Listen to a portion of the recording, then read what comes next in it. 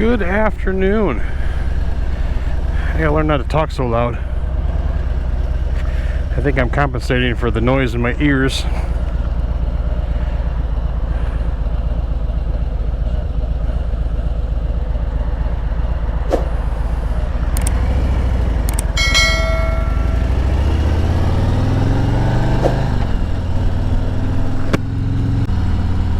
There, the end of a Monday. I'm glad this day is over.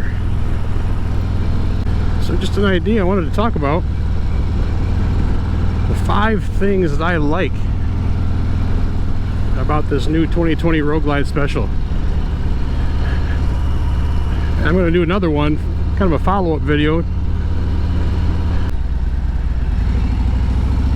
So a few things I don't like should easily be fixed by spending a little bit of cash,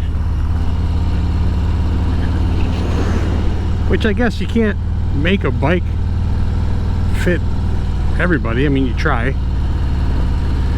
It's just for the amount of money I spent on this thing, you would think that a couple of them would be, I don't know, a little better, but we'll cover that when I get there. So I want to come up with a pretty thoughtful list of the 5 things I like. I'm not a seasoned rider. I've been riding for several years. This particular bike, I've put about 2,100 miles on it so far this season. 21, is that right? Huh. Interesting. That goes fast. I just did the 1,000 service. What's the next one? 2,500? Yeah. I'll have that in a couple weeks. I got a week off because I'll be on vacation, not taking the bike with me to Alabama. But shortly after that, I'll be probably having to head back to the dealer for my 2.5K checkup.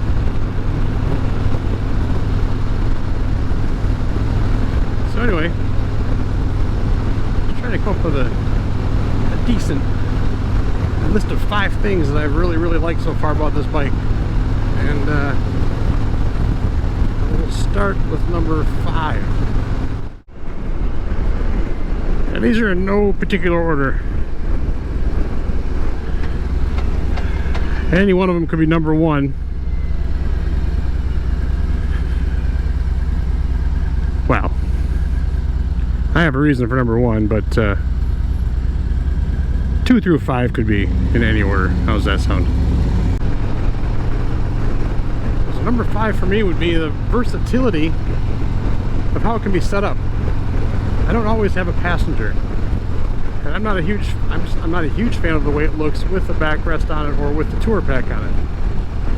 That's why I went with the Road Glide Special, because it didn't have any of that. It just had the saddlebags.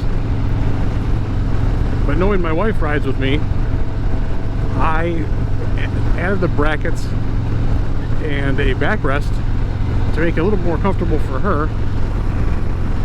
And when we have our travels coming up, our little longer road trips, I'm going to put a little tour pack on the back for luggage, but I can take that off. And I can kind of have the more stripped down look like I like. And not have to just not have to have all that back there. We've also thought about, instead of putting a tour pack on the back, just putting the little rack back there. That way we can strap a bag to the back of it and not have to worry about a big clunky tour pack back there. Then we can just take the bag with us if whether we're going into a camping cabin or a hotel room. I do think that my wife wants something that she can put her helmet in. I know when we go in, she's not totally comfortable with me or her just leaving our helmet sitting on the bike, but I mean, honestly, if someone really wants my helmet bad enough to steal, I guess they can have it. I don't ever leave my GoPro on it. I do take the headset off it. Well, the main unit anyway.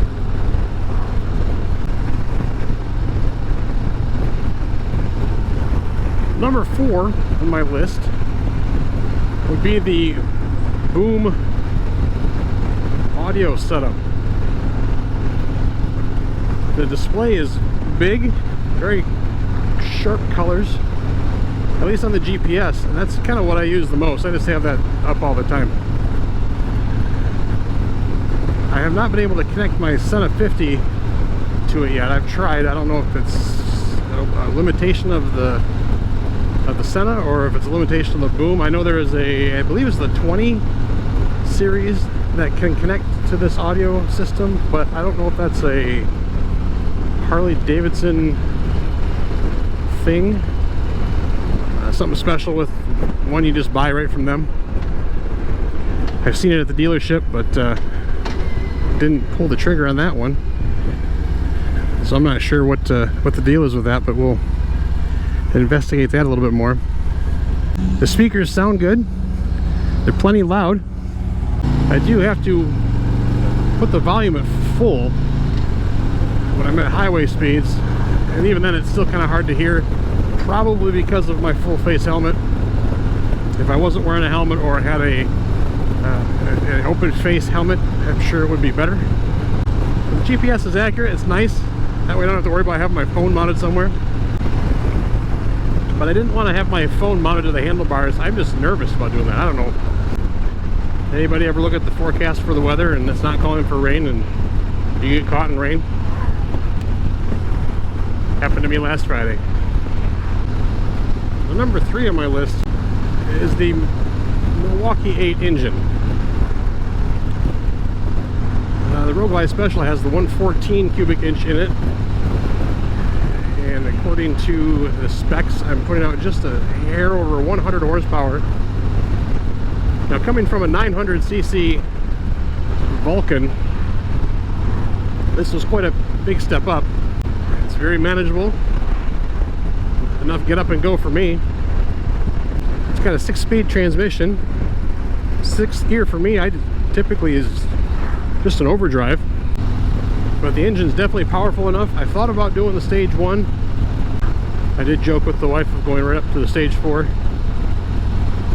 but that got a pretty interesting look. So that's number 3. So am I okay so far? I know everybody's got their opinions. I'm just curious if I'm aligned with most. So number 2 on my list would be the handling. For as heavy as it is compared to my last bike, it really doesn't handle like a heavy bike, unless I'm going really slow, or if I have my wife on the back going slow. But at speed or just cruising through town, it's very nimble, very quick to react, and I'm impressed. I thought for sure going to a heavier bike I'd have to fight it more, but it feels good to me. Again, I'm not a seasoned rider, but I've ridden some Magnas and my Vulcans and my brother-in-law's B-Star 1100, and they all feel pretty close to the same to me. It corners well, brakes well. So yeah, the handling, not a very long talk on this one. I just like it. Well, you can probably guess what I'm going to talk about for number 1. I'm going to have to come back to that one since I'm rolling into my driveway here shortly. So I'll be right back, and I'll talk a little bit about number 1.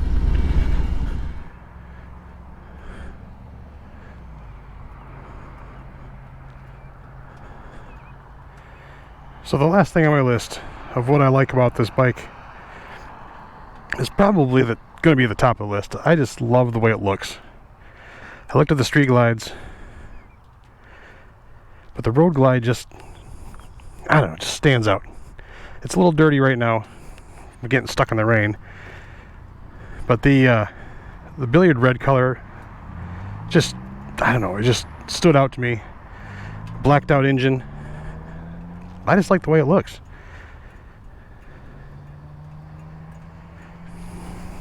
I've already added the passenger pegs for my wife. Mustang seat, backrest. I don't normally ride with, but I left it on for today. Clockworks windshield.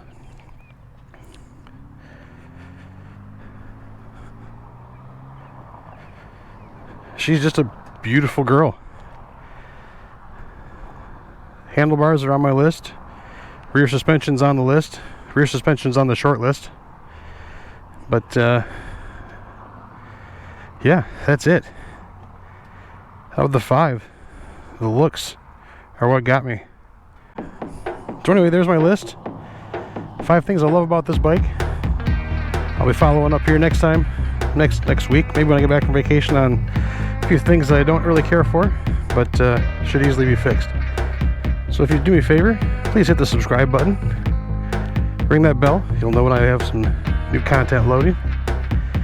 And we'll catch you on the next one. Stay safe, everybody.